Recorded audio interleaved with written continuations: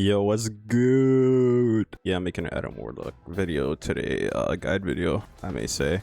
I see people making guides. They like to show their credentials first as to why they're even allowed to make a video like this. You should surely be good at the character, right? So let's go through my stats. In total, this is 138 hours all modes, and comp at 125 hours.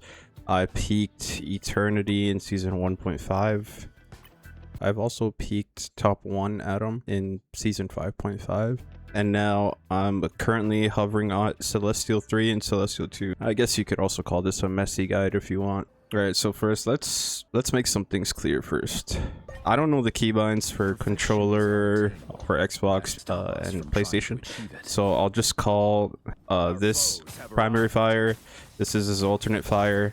Heal, flight, and soul bond. That's how I'm gonna call the abilities. So his primary fire does 60 damage at 20 meters of range, and damage fall off begins past 20 meters, and the max fall off will be at 40 meters. And so you could 5-shot people at close range. You can 3-shot to the head. That's pretty much all his left click does.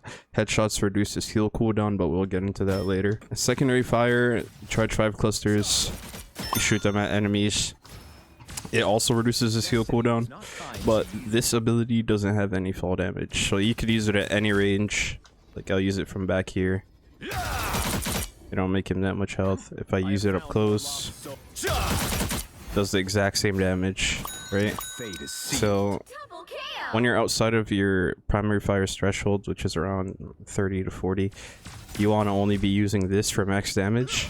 This also has a very loud audio cue, so if someone's near you, they could hear you charge it up and they'll attempt to dodge. But when you're very far away, they don't know it's coming unless they see you charge it. So what I'd like to do is you charge it behind walls, peek, and then fire, and they just take a ton of burst damage. His third ability is his heal, right? His heal. So his heal, a lot of people don't understand this ability.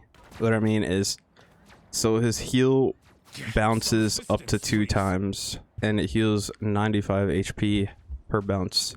If Adam Warlock heals an ally, it will heal himself for 35 HP, but it will not bounce back to him. So it'll heal everyone, but it will never bounce back to him. So if you want to heal yourself, you see this targeting indicator, you want to remove your targeting indicator off of them. So you could heal yourself first, and then it will bounce 2 times to your other allies. Healing people around cover, since it bounces, if you want to heal a different target and you can't see them, you could just bounce your heal to them. Even if this bot would be at full health, it'll bounce to the other healer. I could show examples of that in clips as well.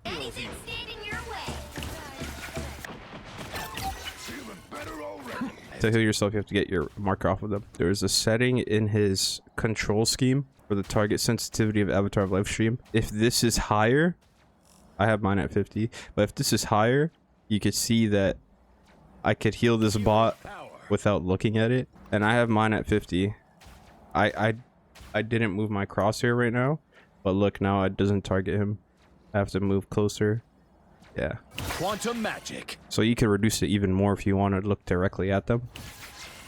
But yeah, sometimes I want to heal myself and I flick away, but since it was at 100, it would still heal my allies first, which could literally get you killed in some situations. And I'll show an example of that as well. So I'm fighting Thor, and the first heal I try to heal myself and it works, even though Hulk was on my screen, which is weird. But the second heal, when Hulk was not on my screen, it targeted Hulk first but didn't heal me when I actually needed it, which is very weird. I think that you should just give us a self-heal keybind so we could prevent this from happening. The last thing about Adam's primary fire is hitting headshots reduces his healing cooldown by 1 second, and hitting charge clusters with your alternate fire reduces his healing by 0.3 seconds per cluster.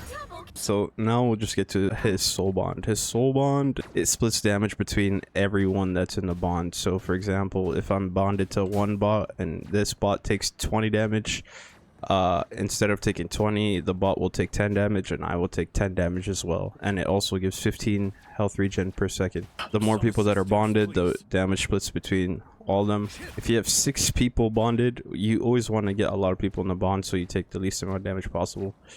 But yeah, united. Now you could hover with it as well. The hovering is kind of weird because the bond breaks if you get too far. So if you fly too far away, like the bond just kind of broke. The only reason I'd say it exists is because you kind of want to tether people and hover around them, fight, and then when the duration's about to run out, so you could float to a better position like that, because you kind of want to remain near your teammates so the soul bond link doesn't break. This flight is a good change because there's been many times where my allies would be flying, like Storm or Human Torch. They'd get in the soul bond and this would allow you to stay near them on the top and the grounded allies as well, so that's pretty nice. Also, soul bond could go through walls and it's very nice. A lot of people don't know this. If you're near your allies and you know like kind of the range, you could soul bond allies through walls or floors, roofs, whatever you may call it. It's very good. It's only bad into AoE ults. If Doctor Strange was to ult all 3 of us and he did his explosive AoE damage, we'd all take full damage. We'd all take full damage and basically die if he ulted us and did his AoE damage. Same with Spider-Man ult. It's not good into AoE ults. It's only good against single target because it splits it between everyone. But if everyone's taking damage, it's not really splitting the damage anymore because it's gonna spread to everyone at the same time. It's pretty difficult to explain. Here, I'll try to break it down. If this bot did an AoE damage that did 10 damage to that bot and 10 damage to me, this 10 damage would be split in 5 between us 2, and then the 10 damage I take would be split between 5 damage as well, so we'd still be taking 10 damage. So yeah, that's how it works with AoE damage. Not very good. Born again! I was just about to Cosmos heals you. I require some aid. Healing supplies at last. Second chance. Now let's get into his flight. His flight is basically just meant to reposition. Let me take off cooldowns. If you fly, you can see at the bottom right that it has a 2-second cooldown before you could reactivate it. So using this aggressively is not advised at all. You could fly, you could shoot, but then you're stationary for 2 seconds. I guess you could get away with it. You have your heal, fly again, but he's very vulnerable. He doesn't keep the momentum that Star-Lord does when he cancels the flight. For example, if I cancel my flight right here, it doesn't give me the extra boost. You don't get the extra boost, right? Whereas Star-Lord gets the extra boost, right? You cancel it and he flies a little bit further, so he could use it in combat, right? He could shoot, fly, cancel, shoot, and he doesn't have the 2-second cooldown when he flies and cancels it. He doesn't have the 2-second cooldown. So Adam's flight is basically similar to Iron Man's flight. Iron Man's flight also has no extra boost. I never had kids, but I did have the Avengers. Same thing. So Iron Man, he doesn't get the extra boost like Star-Lord, but he also doesn't have the 2-second penalty when he flies, because you know DPS, they get to keep their mobility up so they can continue outputting damage. But he doesn't get the little extra boost to use it in combat, so it's like Adam's, and essentially where you just use it to reposition. So Adam, the whole reason that exists is so that you could fly to a good spot to use your ult. On certain maps, this is going to be really good. You're going to be fighting, you track an enemy's ult, you go to a nice safe spot and revive them at the high ground, right? This is really good. It should boost your teammates' survivability. It should make them harder to get killed right after they get revived. And for Adam's ult, I still see people confused about this as well in my reels that I post. One I posted where I ulted and went through a strange portal and revived my whole team. They're like, oh, I thought his ult had a limited range. His ult technically has infinite range. Wherever you are the range. So if my teammates die over there and I use my ult here, they're not gonna get rezzed until I get in range, right? You see the golden aura on the floor, the little yellow thing moving. If they die in that range, they get revived. So theoretically, if you predict an enemy is gonna ult your team, you could ult in a very safe spot, and then you could fly to where they're gonna die now, So you could travel there and res your team like this now, which is pretty cool. I think it's very good that he could fly. Helps him reach people that are out of range with his ult. So his ult reses people. It gives them 70% of their max health as bonus health, but it reses them at 30% HP. It's a victim of Phoenix ult because he just deletes the overshield. The ult also shows the indicator of who's in your ult range on top of your ult button. Right there, it shows 2 bots are in range because I'm near them. It lets you know you could res right now and it'll revive at least 2 people. So right now he's in range. If I back up, they're not in range. Also, if your teammate dies and they switch characters, you can't revive them with your ult because they're already a different character. So if your teammate's dead, say as Luna Snow, and they switch to Doctor Strange to Portal, and you try to revive them and you know you're in range, it will literally not revive them and your ult will go to waste. So always look above your ult to see if they're revivable. If they switch characters, they are not revivable. Yeah, that's his ult. A lot of people have also been asking me for tech. I use it a lot in my reels. There's 2 ways to do it. There's actually 1 way to do it. It just depends on your preference. Let me just go infinite ammo real quick. So you could either tap left click and then right click right after. I mean, use your primary, then alternate fire right after. And then after this alternate fire, you delay a bit before you do this. You have to get the sweet spot. But yeah, there's a gap. After this, you kind of have to watch his animation until he pulls the staff back. Once he pulls the staff back, you could shoot. Yeah.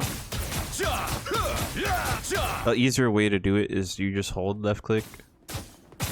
I learned this from my goat, Blind Mariachi, by the way. You just hold left click and you just and you alternate fire in the gap.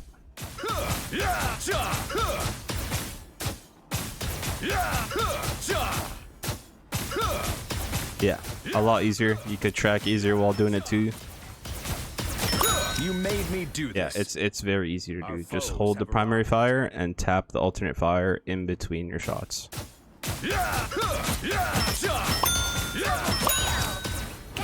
Yeah, so that's how you do his primary tech. There isn't really much other tech that you could do on this character.